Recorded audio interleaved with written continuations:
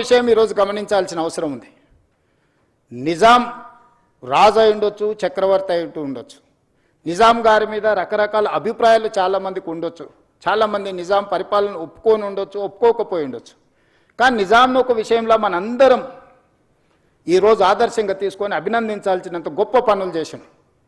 1908లో ఉప్పెన వచ్చి ఈ నగరాన్ని కమ్మేసినప్పుడు 10 నుంచి 15,000 మంది ప్రాణాలు పోయినప్పుడు ఈసా నది, మూసా నది ఈ నగరంని కప్పేసి ఉప్పెనగా మారి వేలాది మంది ప్రాణాలను బలిగొన్నప్పుడు నిజాం ప్రభువులు చెల్లించిపోయి ఈ నగరంలో ప్రజలకు ఈ ప్రమాదం ఉండకూడదు, ఏమి చెయ్యాలని ఆలోచన చేసి 1908 వచ్చిన ఫ్లడ్స్లో ప్రపంచంలోనే ఎక్స్పర్ట్స్ కోసం టెండర్ పిలిచి మోక్షగుండం విశ్వేశ్వరయ్యను ఒక గొప్ప ఇంజనీర్ని ఈ వరదల్ని నియంత్రించడానికి, ఈ ఉపద్రవం నుంచి తన నగరాన్ని, తన ప్రజల్ని కాపాడుకోవడానికి ప్రణాళిక సిద్ధం చేసి ఆనాడు వారిచ్చిన ఆదేశాల మేరకు మోక్షగుండం విశ్వేశ్వరయ్య ఇచ్చిన డిజైన్స్ అనంతగిరి కొండల్లో నుంచి వచ్చే మూసా నది, పరిగి ప్రాంతం నుంచి వచ్చే ఈసా నది, ఈ రెండింటి యొక్క వరదల్ని నియంత్రించడానికి, నియంత్రించిన నీళ్లను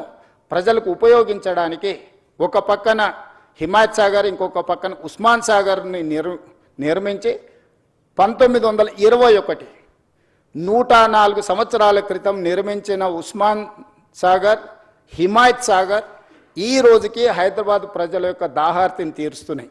100 సంవత్సరాలు పూర్తయిన చెక్కు చెదరకుండా కట్టడాలు వరదల్ని నియంత్రించడమే కాకుండా హైదరాబాద్ నగర ప్రజల్ని కాపాడడమే కాకుండా ఈ నగరానికి వ్యాపారం కోసము, విద్య కోసము, ఉపాధి కోసం వచ్చే కోట్లాది మంది దాహార్తిని తీర్చే ప్రాజెక్టులుగా ఈరోజు ఒక గొప్ప మన్నన పొందిన ప్రాజెక్టులు నిజాం ప్రభువు నిర్మించిండు. 110 సంవత్సరాల క్రితము నిజాం సర్కారే ఇంత గొప్ప విజన్ తోటి నదీ పరివాహక ప్రాంతాన్ని కేవలం తాగునీరు కోసం ఉపయోగించలే. Historical heritage structures Taramati Baradari నుంచి మొదలు పెడితే Charminar, Salarjung museum, high court, city college, you name it anything, Quli Qutub Shahi tombs నుంచి మొదలు పెడితే ఒక గొప్ప సంస్కృతిని, వారసత్వ సంపదను, Osmania hospital, Osmania university, city hall, town hall, today it is council member of legislative council 16th నుంచి అక్కడ నడపబోతున్నాం. స్వతంత్రం వచ్చిన తర్వాత మనం ఏర్పాటు చేసుకున్న మొట్టమొదటి శాసనసభ సమావేశాలు ఆ టౌన్ హాల్లోనే ఆ రోజు మనకు అవకాశం వచ్చింది. ఈ విధంగా ఒక గొప్ప వారసత్వ సంపదను, ఒక గొప్ప గుర్తింపును ప్రపంచంలోనే ఒక మేటి నగరంగా నిజాం సర్కారు మనకు అందించిన ఈ హైదరాబాద్ నగరాన్ని ఇలాగే వదిలేద్దామా? ప్రపంచంలో జరుగుతున్న పరిణామాలు, పర్యావరణ మార్పులను పరిగణలోకి తీసుకోవాల్సిన అవసరం ఉన్నదా లేదా మనందరం ఆలోచన చేయాలి. ఈరోజు నేను ఎవరిని విమర్శించదలుచుకోలేదు, విమర్శించిన సమయాన్ని నేను వృధా చేసుకోదలుచుకోలేదు. కానీ నేను విజ్ఞప్తి చేయదలుచుకున్నాను.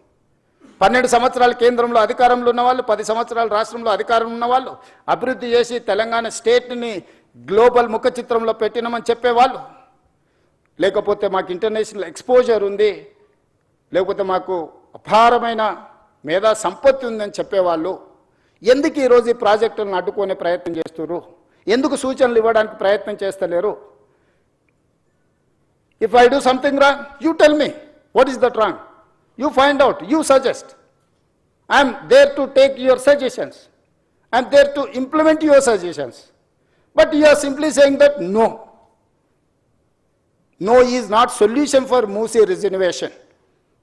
This is what my answer, this is how I am going to react.